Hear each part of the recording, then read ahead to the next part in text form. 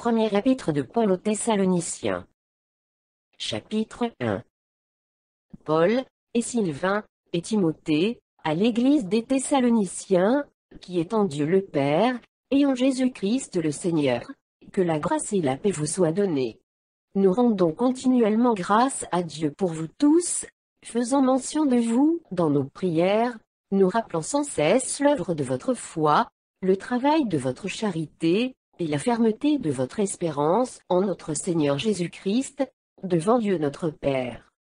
Nous savons, frères bien-aimés de Dieu, que vous avez été élus, notre évangile ne vous ayant pas été prêché en parole seulement, mais avec puissance, avec l'Esprit Saint, et avec une pleine persuasion.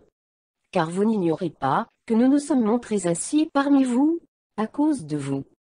Et vous-même, vous avez été mes imitateurs, et ceux du Seigneur, en recevant la parole, au milieu de beaucoup de tribulations, avec la joie du Saint-Esprit, en sorte que vous êtes devenus un modèle, pour tous les croyants de la Macédoine et de l'Achaïe.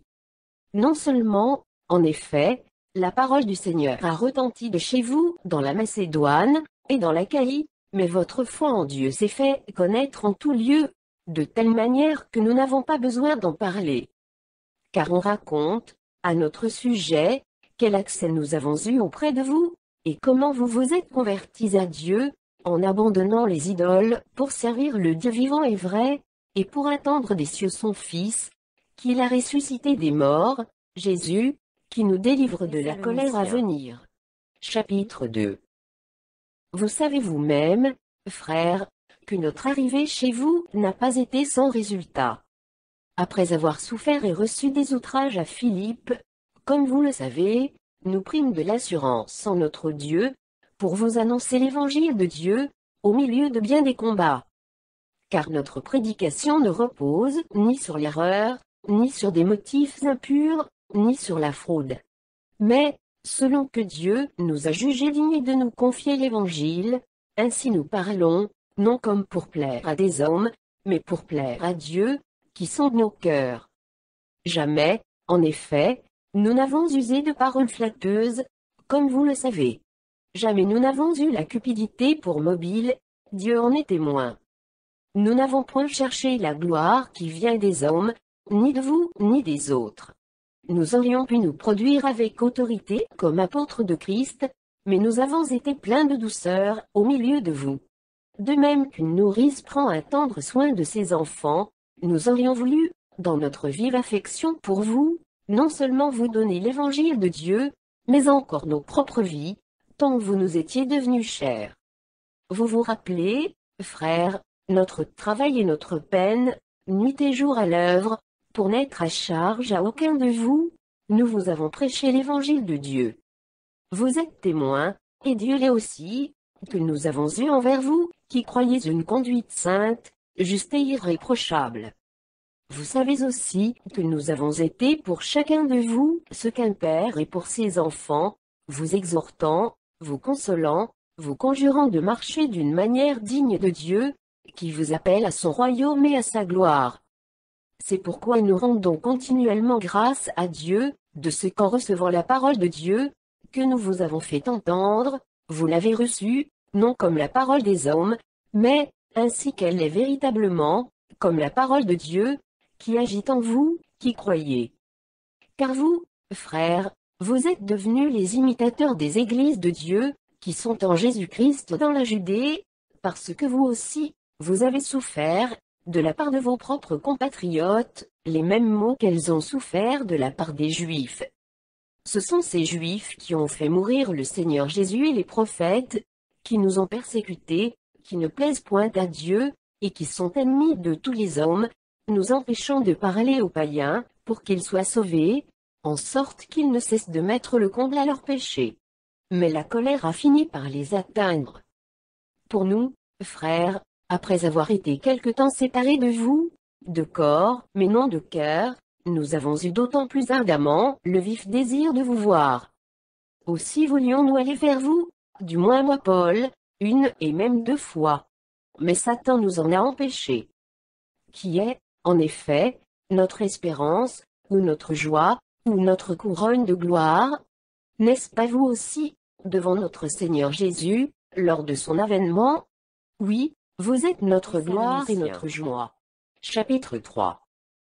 C'est pourquoi, impatients que nous étions, et nous décidant à rester seuls à Athènes, nous envoyâmes Timothée, notre frère, ministre de Dieu dans l'évangile de Christ, pour vous affermir et vous exhorter au sujet de votre foi, afin que personne ne fût ébranlé, au milieu des tribulations présentes. Car vous savez vous-même que nous sommes destinés à cela.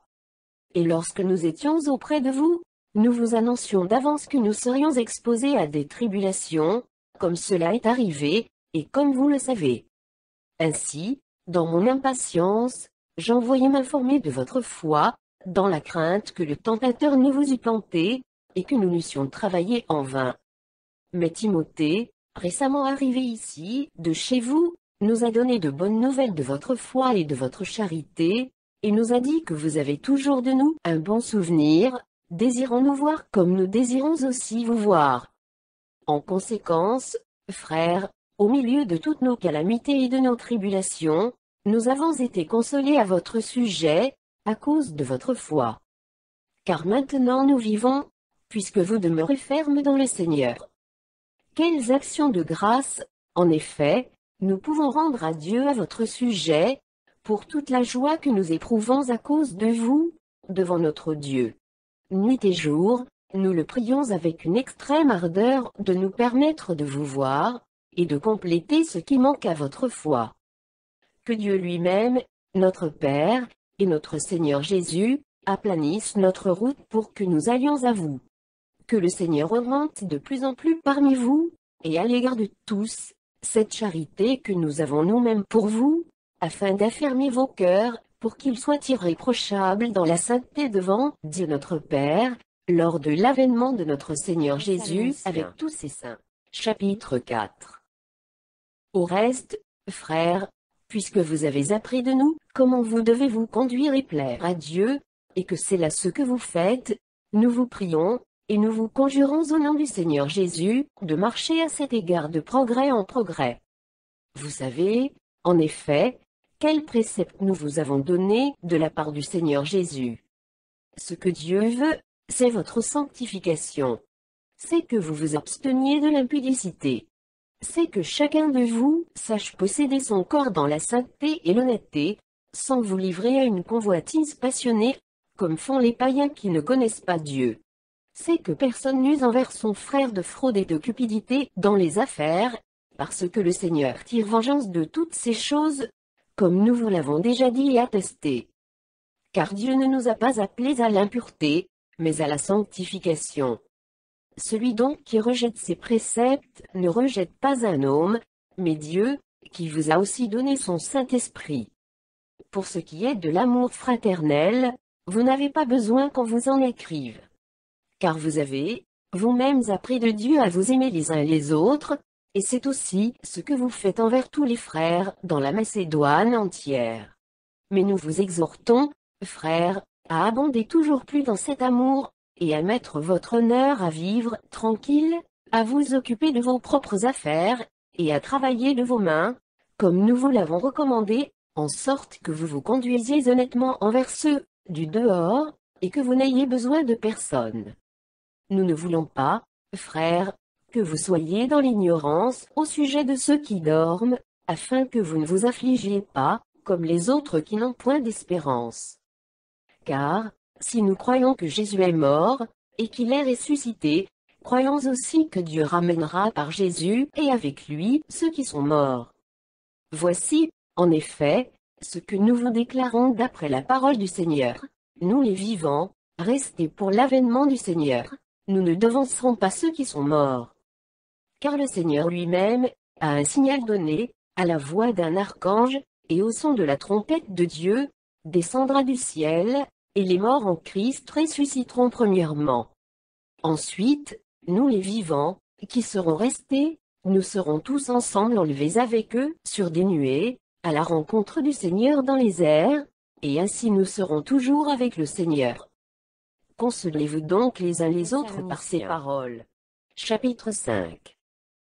Pour ce qui est des temps et des moments, vous n'avez pas besoin, frères, qu'on vous en écrive.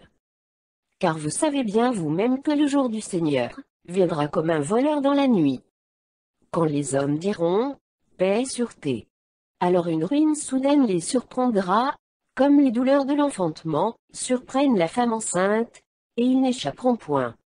Mais vous, frères, vous n'êtes pas dans les ténèbres, pour que ce jour vous surprenne comme un voleur. Vous êtes tous des enfants de la lumière, et des enfants du jour. Nous ne sommes point de la nuit ni des ténèbres. Ne dormons donc point comme les autres, mais veillons et soyons sobres. Car ceux qui dorment, dorment la nuit, et ceux qui s'enivrent, s'enivrent la nuit. Mais nous qui sommes du jour, soyons sobres, ayant revêtu la cuirasse de la foi et de la charité, et ayant pour casque l'espérance du salut. Car Dieu ne nous a pas destinés à la colère, mais à l'acquisition du salut par notre Seigneur Jésus-Christ, qui est mort pour nous, afin que, soit que nous veillions, soit que nous dormions, nous vivions ensemble avec lui. C'est pourquoi exhortez-vous réciproquement, et édifiez-vous les uns les autres, comme en réalité vous le faites. Nous vous prions, frères, d'avoir de la considération pour ceux qui travaillent parmi vous, qui vous dirigent dans le Seigneur, et qui vous exhortent. Ayez pour eux beaucoup d'affection, à cause de leur œuvre. Soyez en paix entre vous. Nous vous en prions aussi, frères, avertissez ceux qui vivent dans le désordre, consolez ceux qui sont abattus, supportez les faibles, usez de patience envers tous. Prenez garde que personne ne rende à autrui le mal pour le mal. Mais poursuivez toujours le bien, soit entre vous, soit envers tous. Soyez toujours joyeux. Priez sans cesse. Rendez grâce en toutes choses, car c'est à votre égard la volonté de Dieu en Jésus-Christ. N'éteignez pas l'esprit. Ne méprisez pas les prophéties. Mais examinez toutes choses. Retenez ce qui est bon. Abstenez-vous de toute espèce de mal. Que le Dieu de paix vous sanctifie lui-même tout entier, et que tout votre être, l'esprit, l'âme et le corps, soit conservé irrépréhensible, lors de l'avènement de notre Seigneur Jésus-Christ. Celui qui vous a appelé est fidèle, et c'est lui qui le fera. Frères, priez pour nous. Saluez tous les frères par un saint baiser. Je vous en conjure par le Seigneur, que cette lettre soit lue à tous les frères. Que la grâce de notre Seigneur Jésus-Christ soit avec vous.